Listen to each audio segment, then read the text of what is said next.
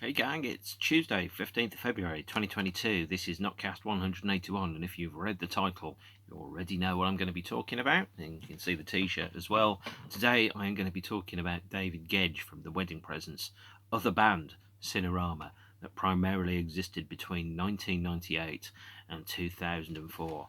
I have a lot of their stuff, and let me tell you, I think it's brilliant.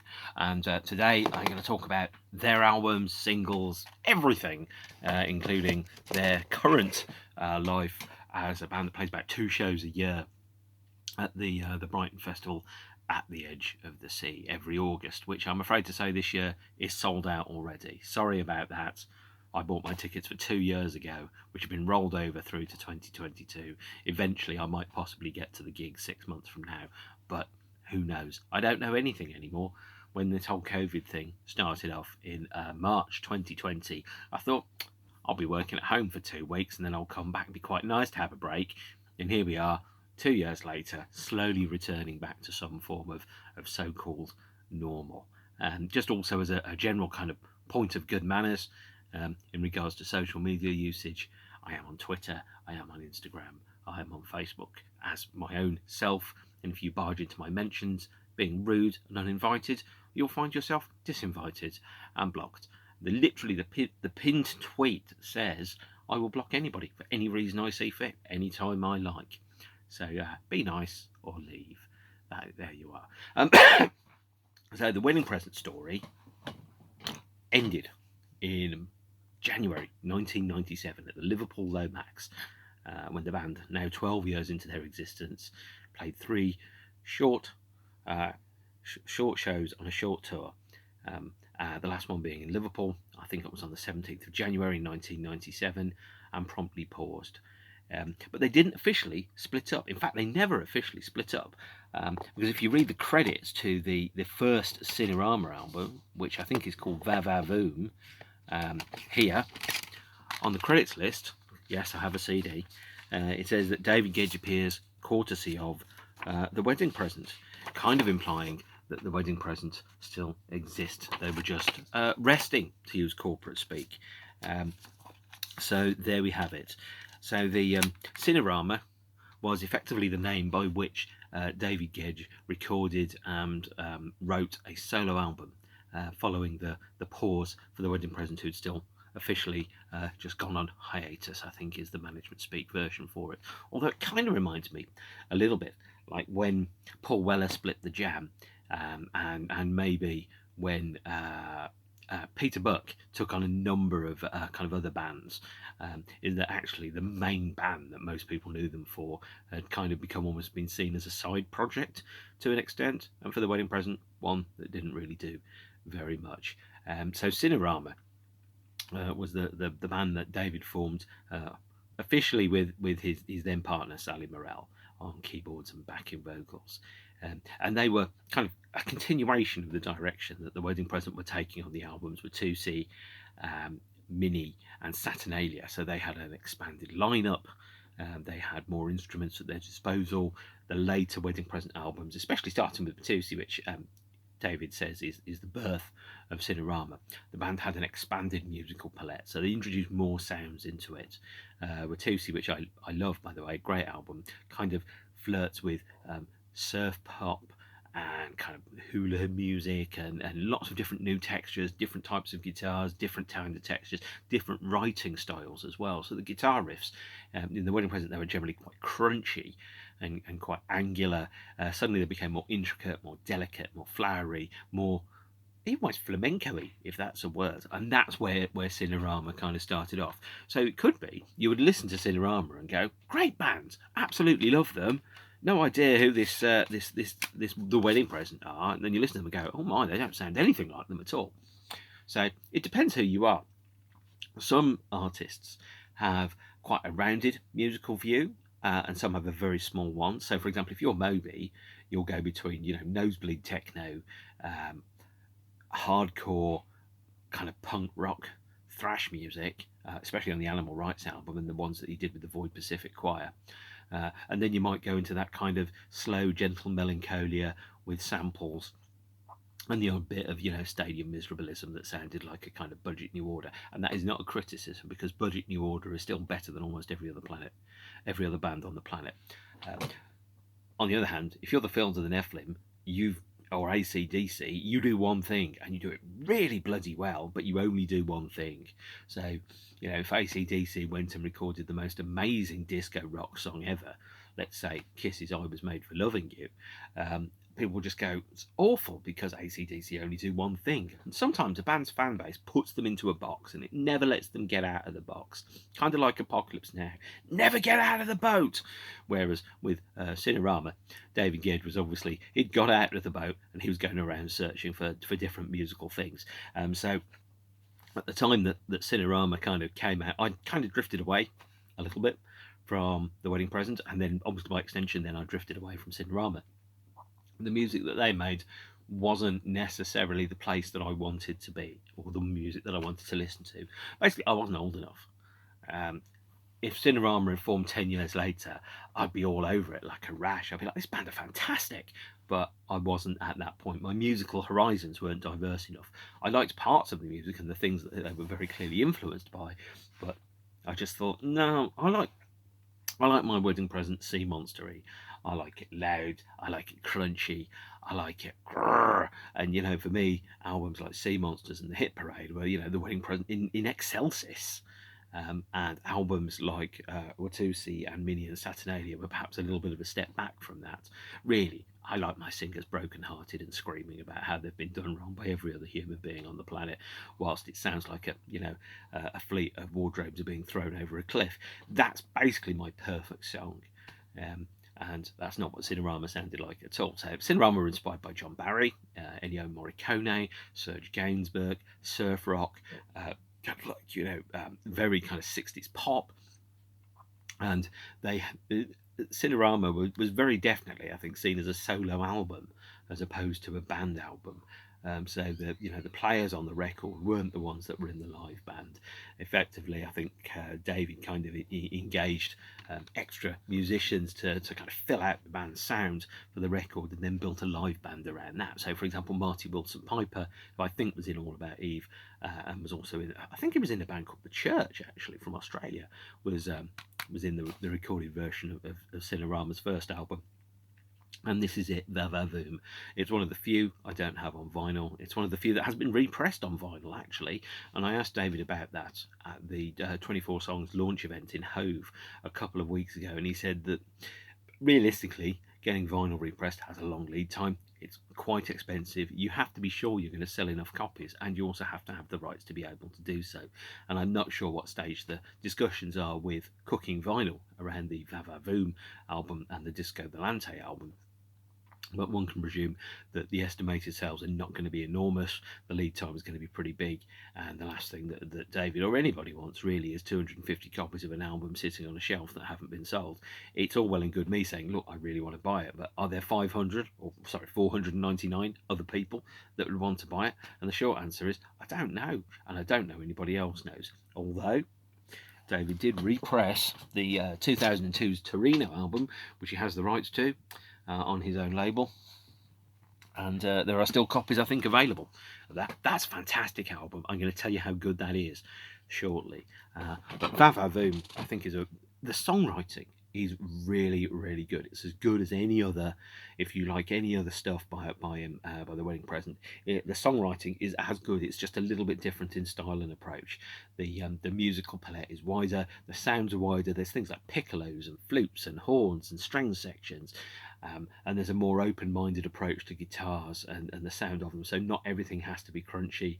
There's some quite kind of gentle, open picking, some very acoustic-y guitars, and it really sounds like kind of like a continuation maybe of things like maybe Scott Walker in the 60s, and as I said, Serge Gainsbourg or people like that. If you listen to it and you go, I can tell the music that you listen to is wider than that. And the influence of things like movie soundtracks and James Bond are very, very clear all the way through the Cinerama catalogue, by the way. And bearing in mind, I've only shown you one album, and there are something like 4 or 5 albums and something like 16 singles to go through. I better get cracking going through those, really.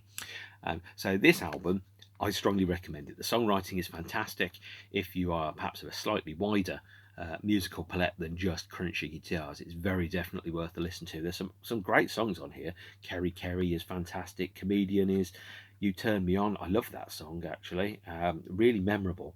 And also Honey Rider, which I think is named after a character in a James Bond film. I'd say if it isn't, it bloody well should be named after one in a James Bond film. Also talk about the visual approach that the band took. So the visual approach that the band took at this point was to kind of give a modern spin on retro iconography. So you think about, the Wedding Present albums, you look at their record covers and you go, that looks like a wedding present cover. It's slightly dark, slightly gritty, slightly austere. Whereas, Cinerama is brighter, it's wider, it's louder, it's got more use of colours. They're more enjoyable, they're more enticing to look at. And having a trifold thing on the CD allows you to pick your chosen cover. But you look at that and you go, if you were to say, well, what does that sound like? You say, well, it probably sounds like, 60s Italian soundtrack music. And that's pretty much what Cinerama sounded like at this point. They had a lot of very, very great songs, as with all of the Cinerama stuff, all of the David Gedge stuff. The songs are around, and built around, explorations around trust and relationships, and maybe sometimes around whether you can trust people that you're in a relationship with. This is the first single, Kerry Kerry, released on Cooking Vinyl, number 72. And if you look at it, you kind of go, well, actually, that just looks like a James Bond title sequence there by Morris Binder, or perhaps you can imagine that with credits telling you that it's going to be George Lazenby in To Only Kill You One More Time, or some other kind of James Bond film that doesn't exist. But it looks like, very definitely of an era. It's reminiscent of a time that had passed. And I think maybe the 30-year gap between the late 60s and the late 90s wasn't probably quite long enough. Cinerama, I think, were ahead of their time in their sound and in the songs that they were writing. I don't think the world was ready for them yet, to be honest. I really don't, which is such a shame, actually, because some of these songs are absolutely brilliant. Kerry Kerry was the first single, didn't do well. Then there was Dance Girl Dance, which was a limited edition CD single, which is backed with Model Spy, and that makes you wonder, almost definitely a James Bond related title. It really is, isn't it? And there was another single which was only on vinyl, which I don't have, which is Pacific, backed with King's Cross.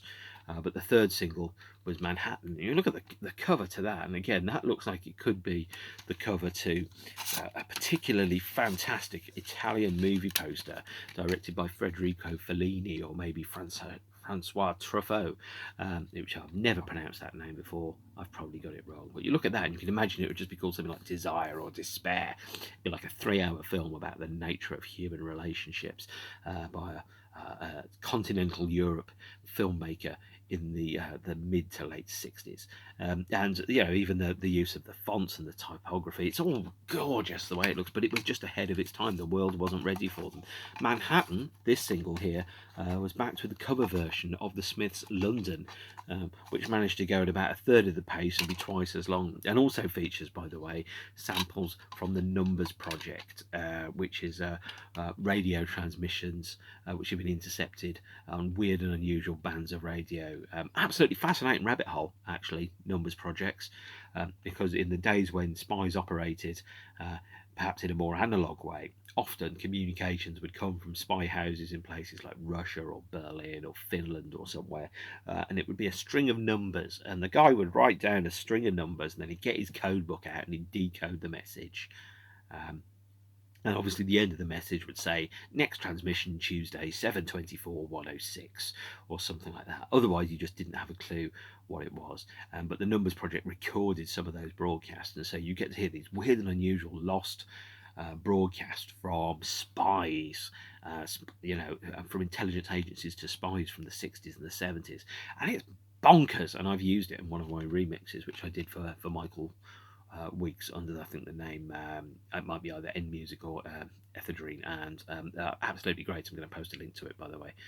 But no, Manhattan, great single. Now, all these singles, A's and B's, were wrapped up on the compilation album This Is Cinerama, which was released, I think, in the year 2000, the early part of the year 2000. At this point, Cinerama had been playing live. They had a new lineup. which featured Sally, Terry DeCastro, and Simon Pearson on bass and drums, respectively, both from the band Goya Dress, so they've got a good working relationship, and Simon Cleve, who was the wedding present guitarist in the band at their last show, the Liverpool Lomax. So you kind of had a lineage that went from the wedding present to Cinerama. Effectively, Cinerama became a new version of the wedding present, although they sounded very different, with a new rhythm section. And this is Cinerama compiled the first 4 singles by the band, so that's the A and B sides, and that included tracks 7X, 7 Kisses, and also track 5, Mr. Kiss Kiss Bang Bang, which was on one of the 7 inches of the first single, Kerry Kerry. And Mr. Kiss Kiss Bang Bang takes its name very, very clearly from a description for the James Bond films, which I think Ian Fleming described him as Mr. Kiss Kiss Bang Bang. So there you have it. And the year 2000, I think the band had a more kind of determined, they had a more solidified lineup. They were working together in a more cohesive fashion. So it wasn't really a solo album, it was a solo project that became a band. And we came to, I think, one of the first wedding present singles, not wedding present singles, Cinerama singles, sorry guys, Cinerama singles that I absolutely love. Wow. And I mean, just look at the picture on that. That's the type of thing that, aside from the word Cinerama and wow, you'd quite happily see that hanging in an art gallery. It's a wonderful image. And what you had with Cinerama was a use of retro imagery that was placed in a new context and updated for today. So it looked like a version of the 50s and 60s that you'd never actually see. And the single version of Wow, by the way, is the same recording as the LP version, but the LP version has a string section to it and an extended ending. But Wow is just one of the best Cinerama songs it is, and it's the best way to describe it is there's very few songs I've heard that sound so obviously about love and being in love, and how exciting and exhilarating that moment is when you get to the point where you kind of go, oh man, like that bit where perhaps if you really like somebody and the first time you kiss them and you're like, oh my god, they're kissing me, and it's pretty damn good. It's a wonderful experience. And Wow kind of is the nearest thing on record I can hear to capturing that moment of elation. Also, the B-side of this, although it doesn't have B-sides because it was just a CD single, is called Tendenia. And for the men that don't necessarily know this, Tendenia is, I think it's a width or a thickness of stocking fabric. And depending upon how cold it might be, in much the same way that a duvet has togs, Tendenia might be quite thin, I think. I suspect it would be, given the kind of subject matter that most of those songs are actually about. But it's a fantastic single. And the second album, which was released in the year 2000 as well, this is Disco Volante. And if you look at the cover there, that's clearly a photograph that's taken from the bottom of a swimming pool. And by the look of the various brassieres and fabrics and swimming outfits that people are wearing, I would say that's probably about 1963 in Milan. It could be 1962 in Turin, who knows? Although Turin obviously kind of implied the title of the subsequent album, Torino. And here's another photograph on the inside. Clearly purchased stock photography from what looks to be a swimwear catalogue in 1964. I don't think I've ever seen anybody having quite so much fun with a beach ball. Maybe I should live more, get out more. Who knows? Or get out less. I don't know. But Disco Volante is, I think it's the first album where it starts to feel like the band are going back into the wedding presents, kind of crunchier, more abrasive sound. And it's still got a lot of the big, wide, epic, dramatic elements to it. The guitar playing and the riffing is still, quite melodic and quite intricate and quite strong. And at the same point, it feels like they're starting to get a little bit heavier now, and they're starting to go back towards a step of musical evolution, really. It's got some brilliant songs on. I'll say this about every Cinerama album: there is not a bad album that David Gedge has written. It's all chock full of absolutely great songs. I just think some of them speak to me more than some of the others. But the first track is 146 Degrees, and the second one is Lola Brigada, which I don't know what that means actually. The third one is Your Charms. And Your Charms takes its title from a suggestion by John Peel, who I think said, why don't you do a song called Your Charms? And then all of a sudden you've got this fantastic song about being captivated by someone's charms and being helpless in their arms and all that type of stuff. And again, whereas a lot of the wedding present songs were about having a broken heart, a lot of the Cinerama songs are about actually not just the falling in love, but the staying there and the trials and tribulations that go with that kind of situation. Disco Volante also has some classical. Après Ski is one of the best songs which there is. And of course, it's got the extended version of Wow. But Disco Volante takes its name from the name of, I think I can't remember the bad guy's name now, in Thunderball. Yeah, the guy who is the bad guy, let's call him Captain Evil. Captain Evil's boat was called the Disco Volante, which is in Italian for the flying disc, or maybe the flying saucer, which kind of ties into the James Bond theme there. And obviously the other one is, it's a flying disc. The record is a disc that flies through the air. It brings sound through to you. And maybe I'm reading too much into this, but Flying Disc is a great name for a record. Mr. Bungle used it in 1995. Mike Patton's other band, by the way, who did the challenging and exciting and interesting Disco Volante in 1995, that has the bizarre song Desert Search for the Techno Allah, amongst others. But this album, very much kind of a flying disc. The CD is a disc.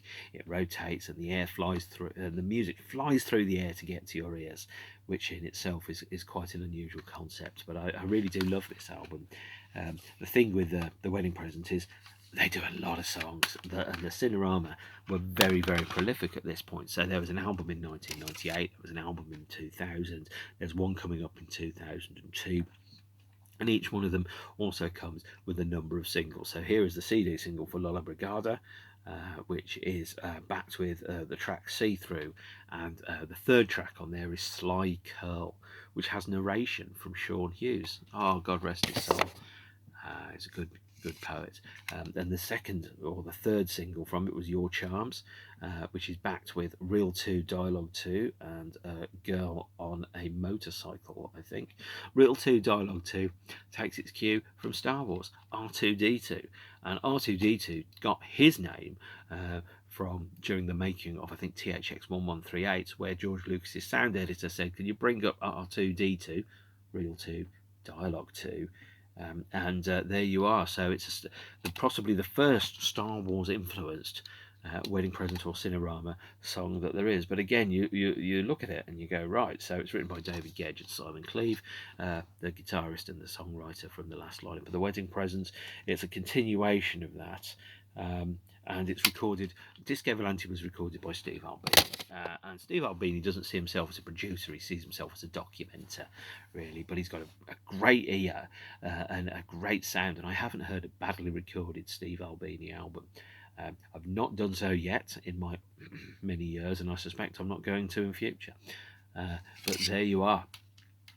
There was also another single, I think it's the fourth single from the album here, which is Superman, which I've mentioned before in the context of drawing a line between things like Bizarro and superheroes and things like that. But I think also this looks suspiciously like Diana Regan, somebody from a 60s film.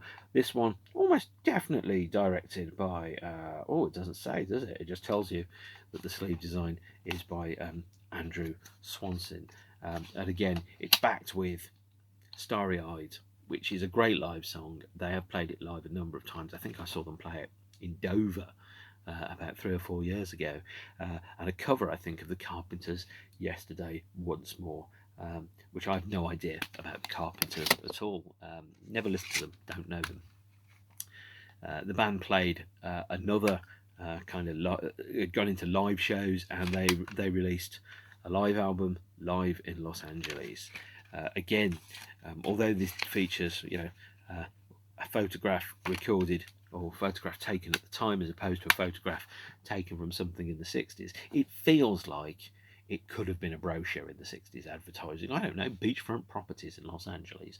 And Live in Los Angeles was recorded at the Knitting Factory on the 5th of November in the year 2000. I think I was seeing a gig that night. I think it might have been therapy at the Coventry TikTok, which went very, very wrong indeed.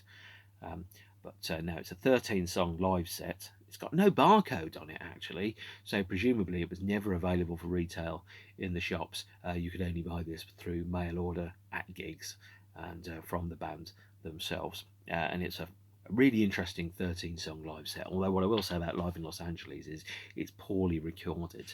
It's clearly, been set up once, and no one's been able to do any post-production on it, in so much as putting together, changing the drum sounds. Or it sounds like a bootleg tape, which, in all honesty, it might very well be. Actually, I have no idea.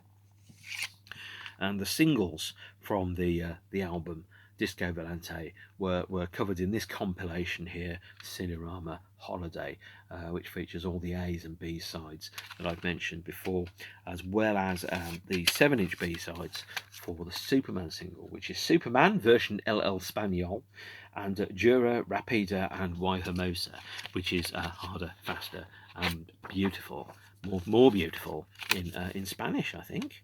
And again, the great thing about being a fan of Cinerama is almost all of this stuff is available quite readily, actually, if you're prepared to pay. So in the nicest sense of the words, David Gedge has never really kind of been particularly keen on having stuff that's unavailable or deleted. Almost everything has eventually had an album appearance, even if it is a compilation album. And that brings us into the year 2001. So 2001, I had moved down to London. My life in the Midlands had not gone particularly well, it's fair to say. The streets were full of ghosts, and I needed new opportunities. Because things were not going the way that I wanted them to. And in the year 2001, Cinerama released a single called Health and Efficiency. Health and Efficiency takes its name from a bizarrely popular nudist or outdoor activity magazine for people that liked wearing no clothes, which was talked about in quite smutty terms when I was much younger, maybe in the late 70s and the early 80s. And so the lyric is kind of alluding to a kind of open-minded life and worldview, but it's kind of sad as well, because it's kind of going, is this it? We've got to, going to hang around in parks with strangers and be completely naked in the hope that maybe something might happen to spice my love lives or something. It's a sad song and a lovely song at the same time.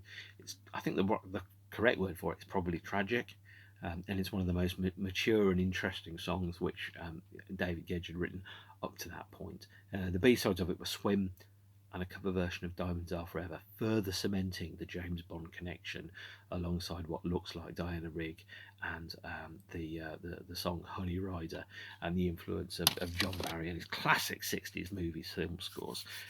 There was a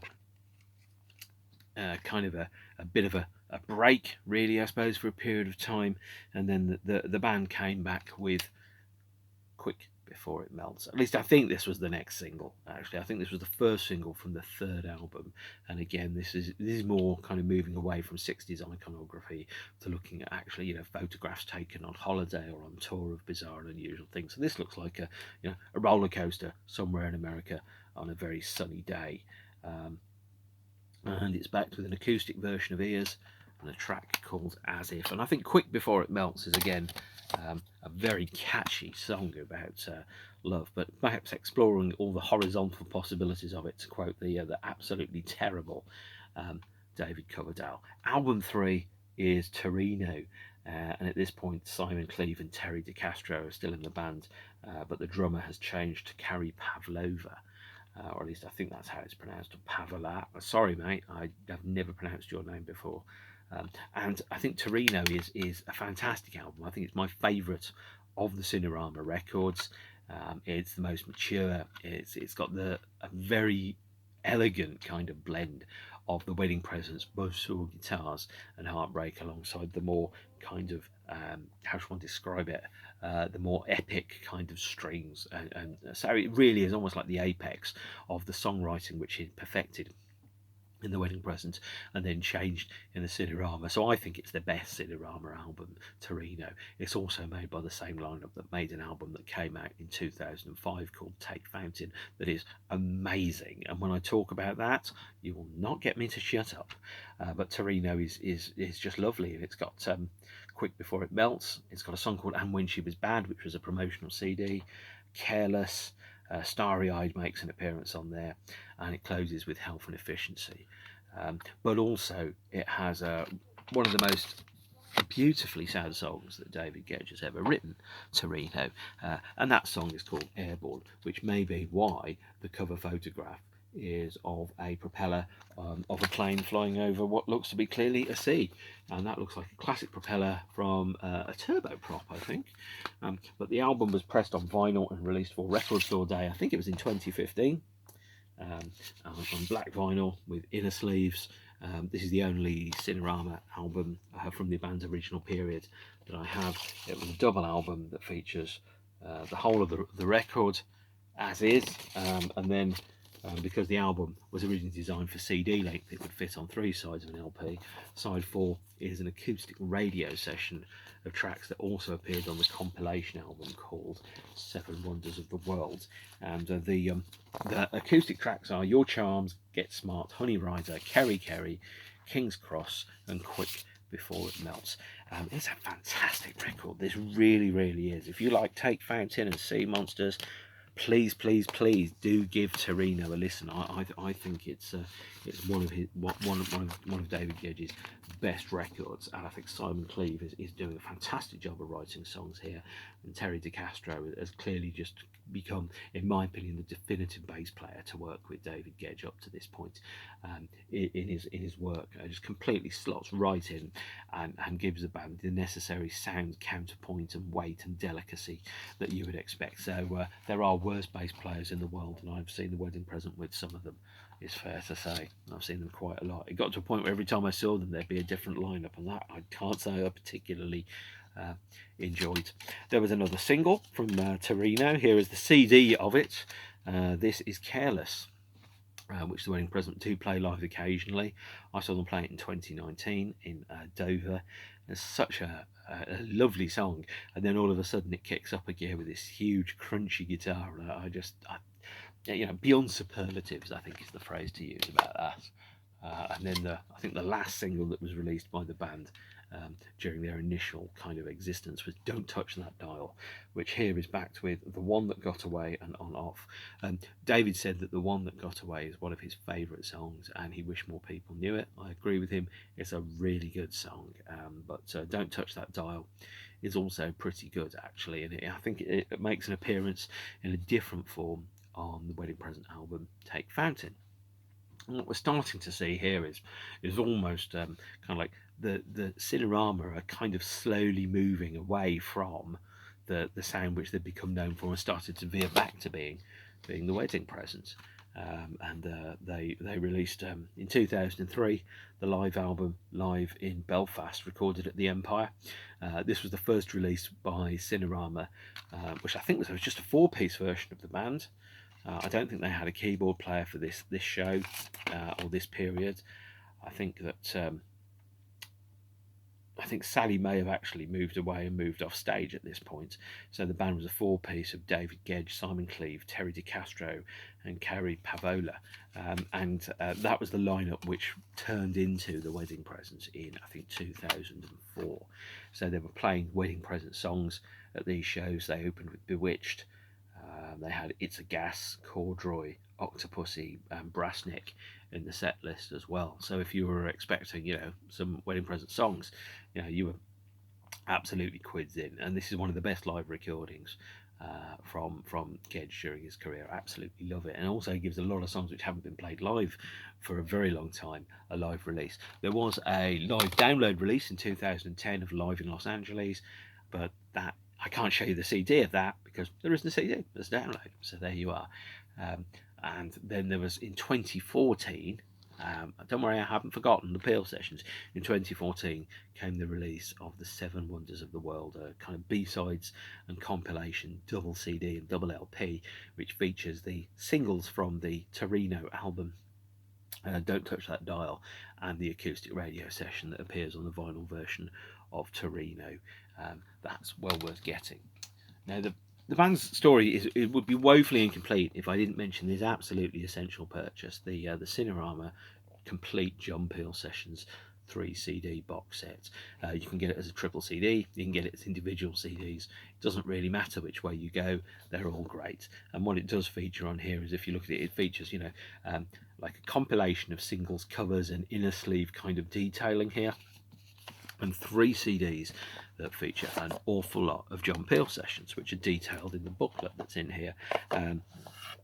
So CD 1 has a number of John Peel sessions and a couple of tracks from a live session at Peel Acres, which was released, I think, originally in 2001, and then this version was repressed and licensed to Sanctuary in 2007 to go alongside the Wedding Present Peel Sessions box set. So it's 2 sessions at Maida Vale, and 2 songs from an acoustic set at Peel Acres. So there you have it, and it's a really great kind of just Cinerama and the Wedding Present always saw the Peel sessions as an opportunity to both record and try out new material, but also as an opportunity to debut weird and unusual cover versions. Although there weren't any on here, we do get a couple of nice acoustic versions of Pacific and Dance Girl Dance. On the second CD of the set, Peel Sessions Volume 2, we get another set of Peel sessions recorded at Maida Vale, and 6 songs that eventually became singles, including Health and Efficiency, Lola Brigada, Your Charms, and a cover of Yesterday Once More, as well as Quick Before It Melts. These are really good albums, but they are effectively radio session compilation records, so don't get too kind of enamored with it. This one, there, Cinerama, the John Peel Sessions Volume 3, this is the banger. This is the one you absolutely, positively, without any hesitation, completely and utterly do need to get. This has one of my very, very, very favourite songs by the Wedding Present or Cinerama, the very last track recorded by Cinerama, a cover version of Sophie Ellis-Bextor and Groove Jet, If This Ain't Love, which is done in a heavy, dense prog rock style that sounds amazing and incredible. And in fact, I played it, and my partner said, "Was that a cover version?" I was like, "Yeah." It was the Sophie Ellis-Bextor one a cover version? Because that sounds like that's what the original song would have sounded like. It's that good. It's one of the very best cover versions that has ever been recorded by anybody ever, turning the song completely inside out and changing it. And if you like Interstate 5, Dalliance, Bewitched, listen to Groove Jet, and you can hear the lineage of when you can almost hear the moment when Cinerama became the Wedding Present again, because when they were doing the second of the Peel sessions that's on here, there are 4 live tracks, by the way. Then there's 4 songs from a Peel session recorded at Cinerama in 2003, and then in January 6th 2004 they went back into the studio and recorded their final John Peel session as Cinerama. And apparently the engineer at the session went, "Why do you call yourself Cinerama? That sounds like the Wedding Present." And David Gedge kind of thought about it and went, "Yeah, I think you might be right." And then Cinerama became the Wedding Present. So the lineup of Cinerama that recorded Torino, that recorded the John Peel sessions on this album, is the lineup that became the Wedding Present that recorded the next Wedding Present album. And the next Wedding Present album is called Take Fountain, and it was released in 2005, and I've got a special episode to talk about that because I love that record. It's in my top 20 albums all time by anybody, anywhere, ever. And the thing that I will say about that is you could say that the band started off and then they evolved back into the Wedding Present. So the more kind of melodramatic, esoteric, the more flowery kind of arrangements, the things like flutes and string sections and piccolos and all those type of things were slowly stripped away until the band became a 4-piece of 2 guitars, bass, drums, and a voice. And then you suddenly go, it's the Wedding Present again. That's where it is. That's where you've evolved to. You know, the point of view of simplify, simplify, simplify, and then eventually, you know, you get to the point where you go, this is what it always was anyway. So the last two sessions on this CD are 8 songs. They're songs which were never released as Cinerama. They became songs on the Wedding Presents album, Take Fountain, and those songs are "I'm From Further North Than You," which originally was called Edinburgh, Larry's, On Off, which I think was the B-side of one of the last single, Don't Touch That Dial, All the Things She Said, cover version of Tattoo there, not a particularly good one. And then the second and final Peel session on here is Always the Quiet One, Mars Sparkles Down on Me, Nickels and Dimes, and that beautiful cover version of Groove Jet, If This Ain't Love. I've got to tell you, this is, if you want to understand kind of like the change where the Cinerama became the wedding present, this is the CD where it happens. And it's got some fantastic radio session versions of some rare and unusual songs that were very rarely performed. Cinerama played their last live show, I think on the 17th of April 2004 at the Garage in London. They went into the studio, they recorded an album that's called Take Fountain. The next time the world saw them, they were called The Wedding Present. And you know, the rest is history. Cinerama are, because they still do play once a year, are and were an absolutely great, underrated band. One of the lost bands in history, which I think more people should love. I think they're brilliant. They were just a band that came out at completely the wrong time, and history will judge them as a much, much better band than their chart positions or their critical reputation will tell you. The boy Gedge has written some of the finest love songs of all time, and some of his best ever songs are in this Cinerama era. I strongly, strongly, strongly recommend, if you like The Wedding Present and you've got, oh, I wish there were more Wedding Present albums, get the Cinerama albums. Thank me later, buy me a pint at a gig. And there you are. Hopefully that hasn't cost you too much money. If you're just sat there right now at Amazon or Discogs or wherever pressing buy frequently, I take no responsibility for that. You're probably a grown adult and it's entirely up to you what you do with them. But I would say your record collection is probably poorer if you don't have these albums. And at the very least, they're probably on Spotify and almost definitely on YouTube. So please do give them a listen. Try them. You might love them. And the world is a better place with more bands that you love in them. So find all the bands that you love and hold them tightly and listen to them. Buy their stuff, buy their t-shirts, buy their records. Go to see them live as long as they're not £72.50 a ticket. Trent Reznor, I'm looking at you.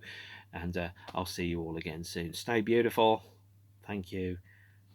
Ciao.